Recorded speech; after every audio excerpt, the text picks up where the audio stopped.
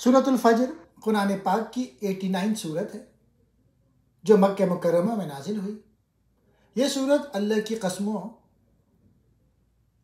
نافرمان قوموں کے انجام، انسان کی آزمائش اور قیامت کے دن کی جزا و سزا کے بارے میں اہم پیغام دیتی ہے۔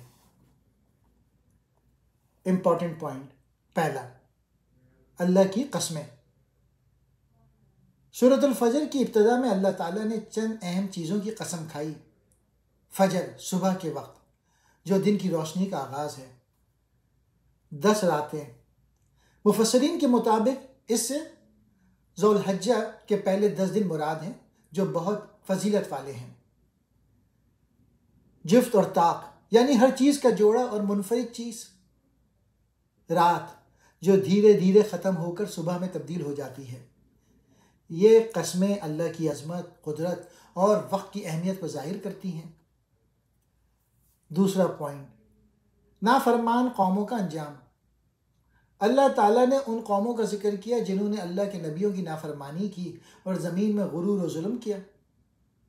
قوم عاد جو بہت طاقتور تھی اور اپنی بلند و مضبوط عمارتوں پر غرور کرتی تھی، لیکن اللہ نے انہیں تباہ کر دیا۔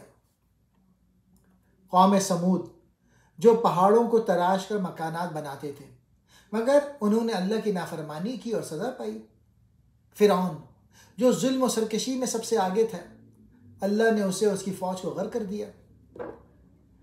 اللہ تعالیٰ فرماتے ہیں کہ جب قومیں اللہ کی نافرمانی اور زمین میں فساد کرتی ہیں تو اللہ ان پر اپنا عذاب نازل کرتا ہے۔ تیسرا پوائنٹ، انسان کی آزمائش۔ اللہ تعالیٰ فرماتے ہیں کہ انسان کا حال یہ ہے کہ جب اللہ اسے نعمتیں دیتا ہے تو وہ خوش ہو جاتا ہے اور کہتا ہے کہ میرا رب مجھ پر بڑا مہربان ہے، لیکن جب اللہ اسے آزمائش میں ڈالتا ہے، مال کم کر دیتا ہے، تو وہ مایوس ہو کر کہتا ہے میرا رب مجھے چھوڑ گیا۔ حالانکہ دونوں حالتیں انسان کی آزمائش کا حصہ ہیں۔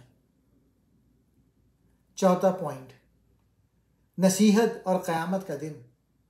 اللہ تعالیٰ نے انسانوں کو نصیحت کی کہ وہ یتیموں کے ساتھ اچھا سلوک کریں، مسکینوں کو کھانا کھلائیں اور مال جمع کرنے میں غرور نہ کریں۔